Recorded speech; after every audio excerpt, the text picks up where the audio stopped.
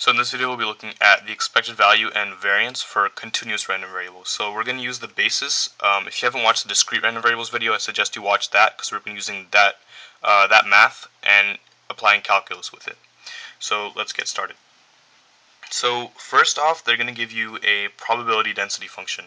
So let's just give an example one. So let's say f of x, which is our probability density function, is going to be x over 8. And let's draw a small graph for us to look at, just the positive section. So this just goes off like this. So that's x over 8. But it's going to be limited because a probability density function, the area under it, bounded, has to add up to 1. That's the definition of probability density function. So let's say it starts at 0 and ends at some value t, and then all the area under it has to add up to 1. So what is that t value? So if we just integrate this, we find that the t value equals 4. So here it is. And indeed, without any calculus, we can just tell that from 0 to 4, this is 1 because it's a triangle, right? Right triangle. So base times height over 2. So 4 times, and what is f of 4? 1/2. So 4 times 1/2 is 2 divided by 2 is 1. So it works out. So this is our probability density function right here. Now the expected value, remember in the discrete ones, it was the sum of each of those xi's times the probability of I from I goes to 0 to I goes to whatever value. It's the same idea here, but since there's infinitely many values to choose from now, there's not just 0, 1, 2, 3, 4. There's 0, there's 0.1, 0.2, and all the values in between. There's all those values. We have to use calculus because we have to get infinitely small. So, but the idea is the same. We want to multiply each of these x values by their respective probabilities. So it's going to be x times f of x, which is the probability. You can call this p of x if you like, but I'll call it f of x. So it's this, and you have to add them all up. You have to add the infinite many of them up from 0 to 4, and put a dx.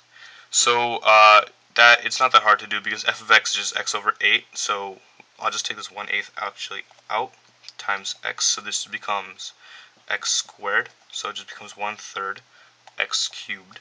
And remember there's a 1/8, so it becomes 1/24 x cubed. So let's get rid of all of this. So 1/24 x cubed from 0 to 4. And 4 cubed is 64, so equals 64 over 24, which we could just reduce to 8 over 3. So easy enough, we just found our expected value of our continuous probability function. So we can say x equals 8 over 3. So good enough, good, easy enough. So now we're going to put that aside and we're going to do the variance. The variance is a little harder, but it's not that bad. Once we're going to derive a formula for it, which is going to make our lives a lot easier. So variance, what is variance? Remember when we did the discrete random variables, it was basically xi minus e squared times f of x, right? It's the same idea here, except we have the infinite calculus-based thing going on. So it's going to be the integral from 0 to 4 in this case, or let's just keep it general, we'll call it a to b, of x minus e squared times f of x dx. Okay, so this might be a little not good to work with for a lot of problems because of the whole x minus e, so we're going to use this to derive an easier form of this equation, which we'll use to find the answer to our original problem. So here is the equation, if you want to look at it. Now what are we going to do? What are we going to do with this?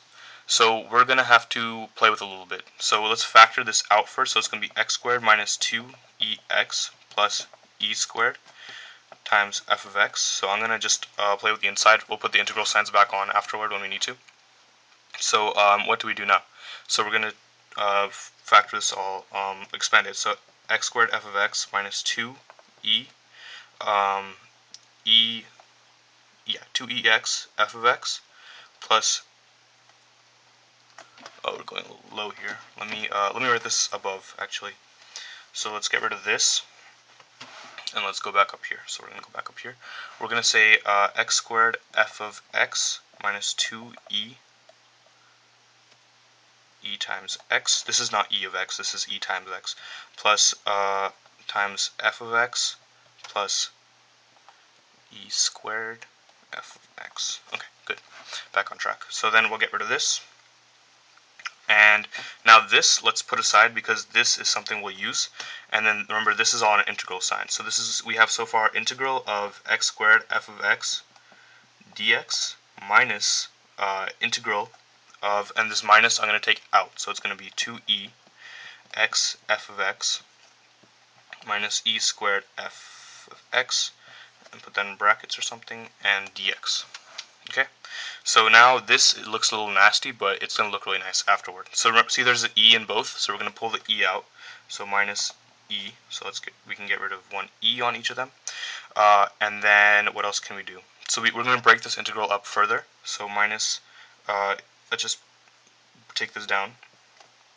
So this is going to look like 2 integral x f of x dx, which is this, I take the 2 out, minus integral e f of x, and we can take this e out since it's a constant, dx. Okay, so that's what we have so far. And see this right here? This integral right here is just e. That's how I calculated e. So we can replace the whole thing with just e. And see this integral right here? This has to be 1 because of the definition of a continuous probability function. So this we can just replace with 1. So in reality, all we have here is 2e minus e, which just gives us 1e.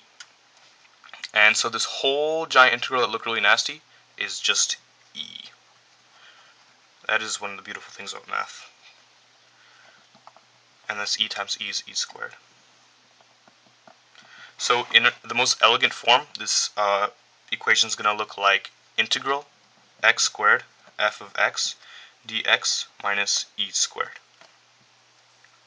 And let's just quickly use this to solve our original equation. So it's going to be, it's going to give integral from 0 to 4 of x squared times x over 8 dx minus, and our expected value was 8 over 3, so that's square that, it's going to be 64 over 9. And let's factor out the 1/8 from here and make this x cubed. And then we get 1/4 x to the 4th after we integrate this and put a 1/8 there, you get 1 over 32. And take that from 0 to 4. 4 to the power 4, 256, I think, over 32. Minus 64 over 9. And let us just use a calculator. So 256 divided by what? 32 minus 64 divided by 9. We get 0.888889, which, let's put into fraction form, is just 8 over 9. So 8 over 9 is our variance. And to find the standard deviation, if you want, you could go ahead and square root it if you wanted to. So that is the really cool thing about continuous and discrete random variables, how you can use calculus to find them and stuff like that. So hopefully you guys learned something today. So until next time.